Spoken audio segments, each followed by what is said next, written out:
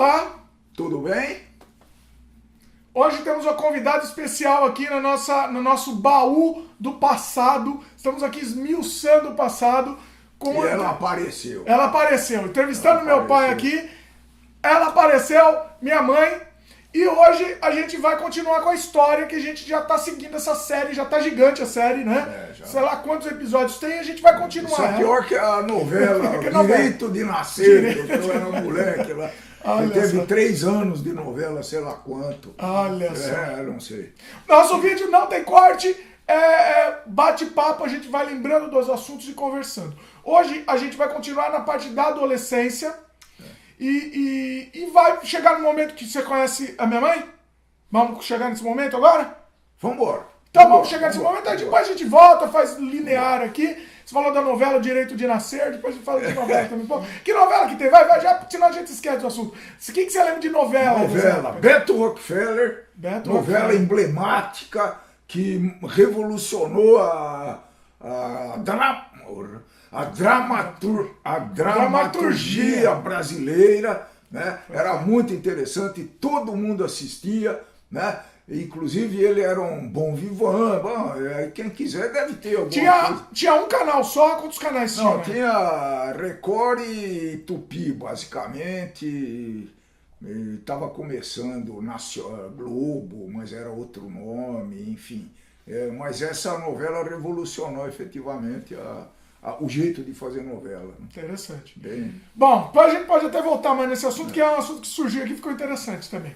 Bom, vamos lá. Como Então, que ela entra na história? Vamos Não, lá. ela não entrou ainda. Não entrou ainda. Ela não entrou ainda. Vai lá. Eu queria falar um pouquinho sobre as nossas férias, que eram as coisas mais especiais que a gente tinha na infância, pré-adolescência e adolescência. Como é que era isso? O meu tio Cecílio, onde estiver, beijão, ele morava em Sertãozinho, né? Ele tinha a família dele em Sertãozinho, Donato, Cicilinho, José e Regina, né? E a gente, todas as férias, durante anos e anos, ia passar as férias nesse sítio, que era afastado da cidade. Ele morava na cidade e a gente ficava só molecada no sítio. Olha só. E era uma coisa muito interessante, como formadora de caráter, de personalidade, tá certo? Porque você era obrigado a se virar sozinho. Então você fazia de tudo que você possa Quantos imaginar. moleques ficavam? Boa. Eu já falei no Guilherme nas outras séries, meu irmão Leonide começou aí também, ele era um pouquinho mais novinho, mas ele começou aí. Cicilinho, que era o filho do dono do sítio, Sérgio, que a gente não falou ainda, podemos falar logo mais. Então tinha... E o Donato era como que... O Donato é o segundo filho do tio Cecílio. Segundo ou terceiro, bom. Era filho do tio Cecílio e ele era muito moleque mesmo, né? Pra vocês terem uma ideia, o Donato... Grande Donato, tá vivo, tá bem ainda. E o Donato se quebrou inteiro porque ele mergulhou uma vez na piscina e a piscina era muito rasa, tinha um trampolinzinho. O Donato ficou engessado um ano, talvez. Nossa. Foi muito impressionante aquilo lá. Bom, Tudo acontecia com ele. Tudo acontecia com ele. Tudo. O que mais fala outra? O que era notável é que nós inventamos um jeito de pescar. Tinham 2 riachos que eram muito bacanas, né? Um chamava Garapão, que ele ia passava nas usinas de açúcar da região, Sertãozinho tem muita usina de açúcar, né? E então a gente pescava lá nesse riozinho que deveria ter o quê? Acho que 4 metros de largura, vai. E a gente cercava o rio com uma tela de galinheiro. E a molecada, ficava 2 segurando, a molecada corria e pegava, quando chegava perto, os peixes ficavam lá na malha, a gente pegava e às vezes comia, às vezes jogava fora, infelizmente. Isso era um desperdício, né, também. Isso daí. Não, mas era legal, foi muito infância muito rica nesse aspecto. Isso já era adolescente já? Sim, um pouquinho, de pré e adolescente, né? Na verdade, a gente andava a cavalo, que tinha cavalo no sítio, a comida, a tia Leonor, grande tia Leonor, levava de vez em quando pra gente lá, e a gente comia o que aparecia, né? Tinha um caseiro que fazia comida lá pra turma, né? Mas de vez em quando era festa, quando a tia Leonor chegava com um panelão de sopa lá pra gente, era uma beleza, que ela comia muito, sabe? Era muito, muito legal. E tinha árvores frutíferas, laranja, água você bebia numa mina que tinha lá. Uma bica. Numa bica, minava da terra e você bebia aquela água lá. Era uma delícia, realmente foi muitas lembranças, né? Andava de charrete, ia até a cidade, dava com alguns quilômetros da cidade, acho que uns 7, 8 quilômetros da cidade, então a gente ia de charrete, estrada de terra ainda, pescarias à noite, então eu efetivamente aproveitei muito essa adolescência, essa parte da vida aí.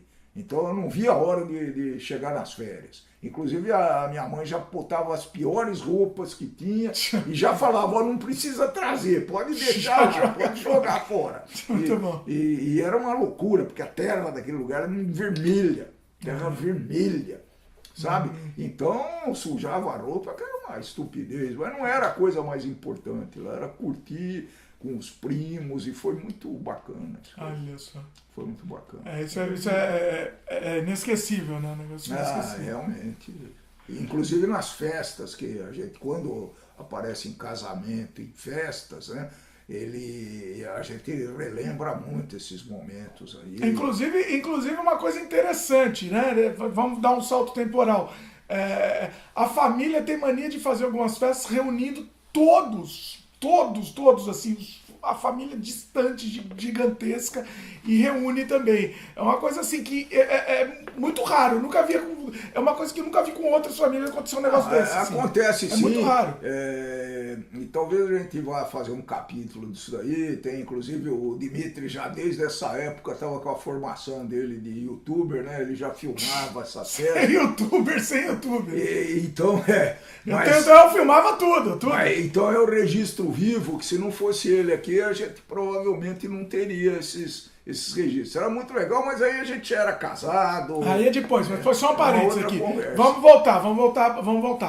Bom, e aí? Aí, terminando o curso colegial, né, em 63, é isso, e aí a gente tinha que fazer cursinho.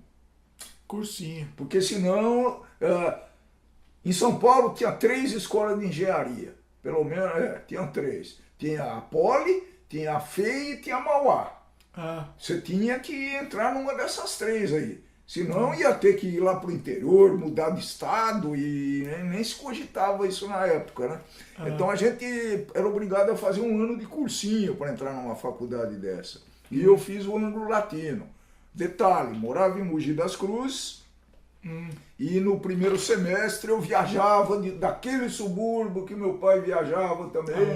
No mesmo subúrbio, não na mesma hora, mas no mesmo subúrbio. Então, seu pai, uma coisa interessante, ele parou de trabalhar em determinado momento, né?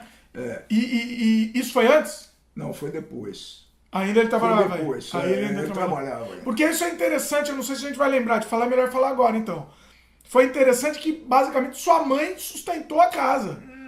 Ele tinha aposentadoria, né? Não. Não? Não é assim. Como é que funciona Tudo isso? passava como sim, mas meu pai foi talvez um dos primeiros home workers do universo. Do universo, muito interessante. Porque meu pai ele trabalhava muito, eu já contei que ele chegava em casa às 8h30, 9 horas da noite, e saía às 4h30 da manhã e tal. Mas então ele teve uma catarata, né? E na época isso lá foi pelos anos de 66, 67 já, né? Tá, por isso que um pouquinho mais pra frente.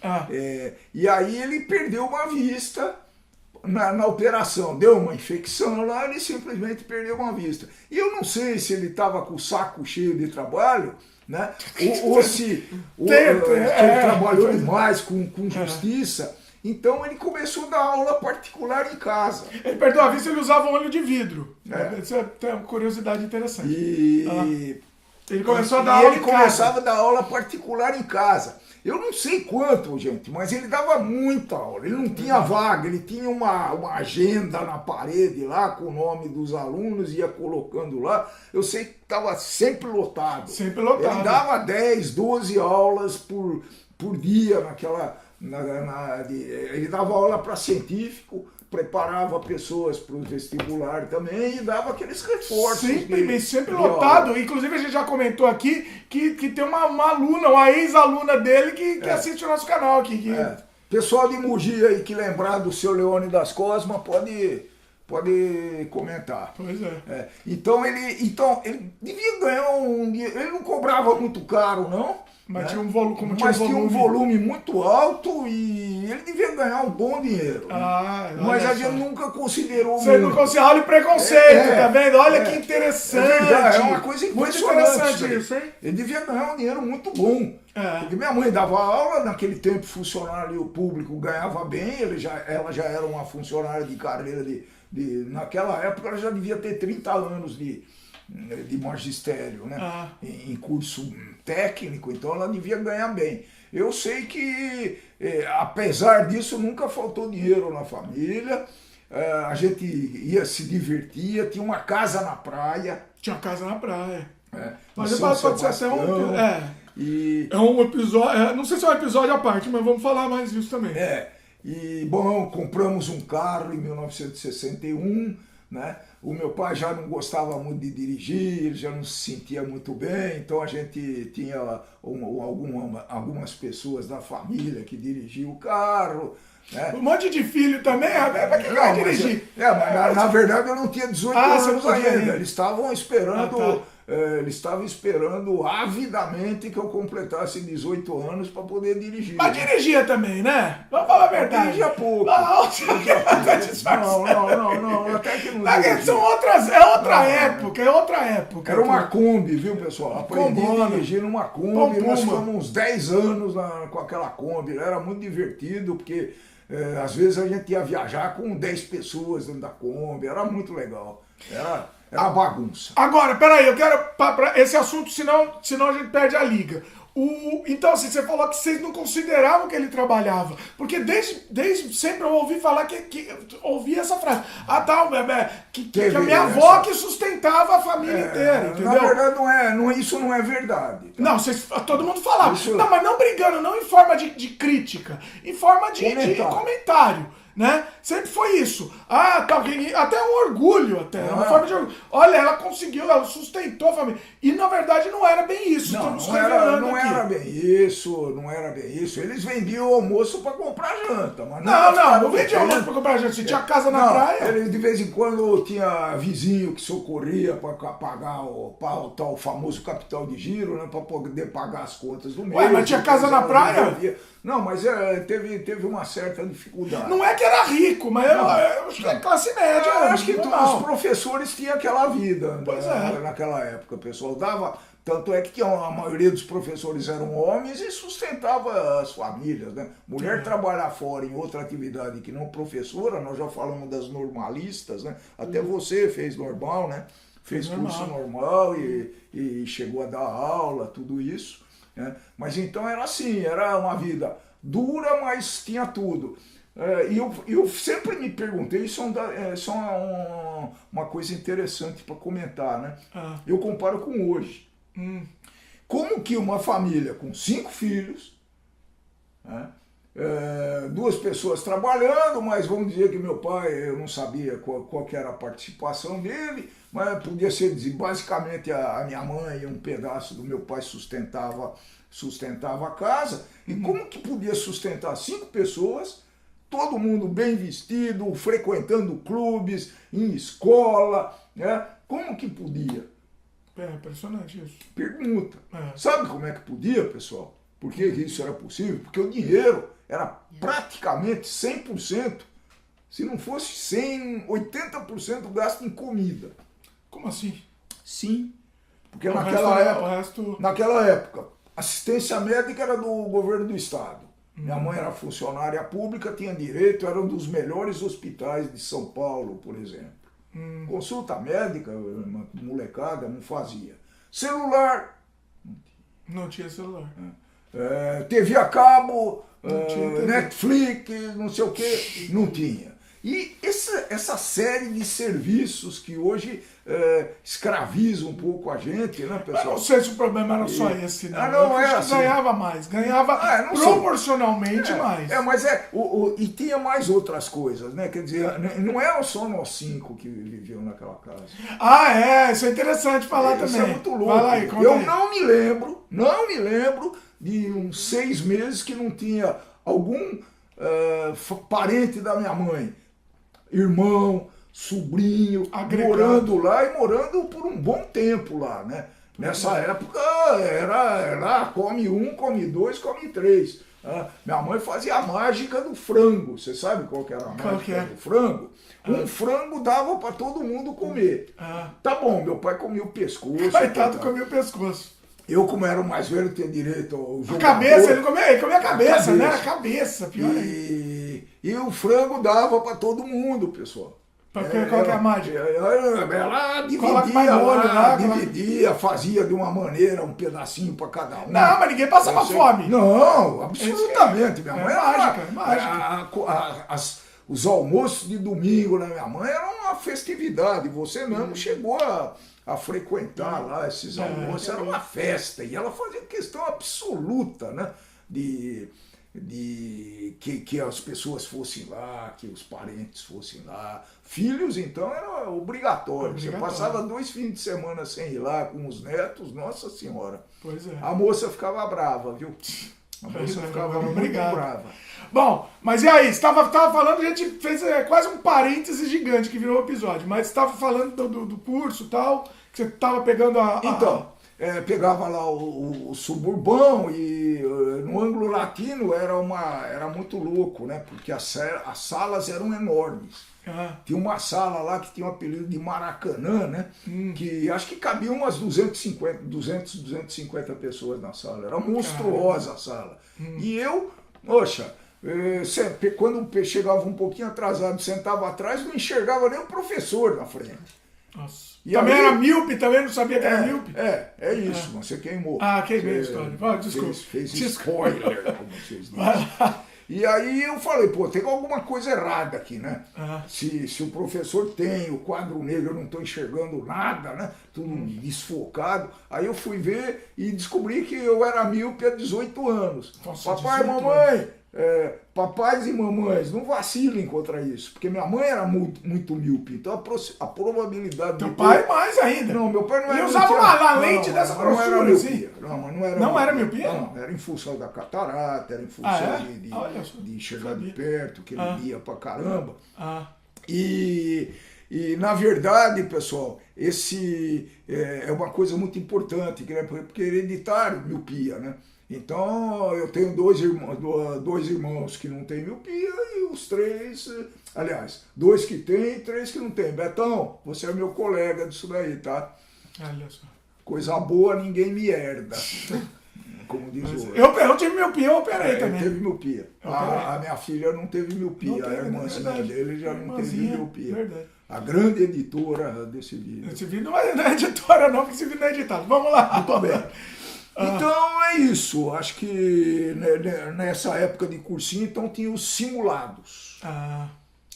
E aí? O ângulo latino era a referência de cursinho na época. Tá fazendo propaganda aqui pro hoje é colégio, essa organização. Não estamos endossando ninguém aqui, não. Não estamos endossando ninguém. E o que acontece?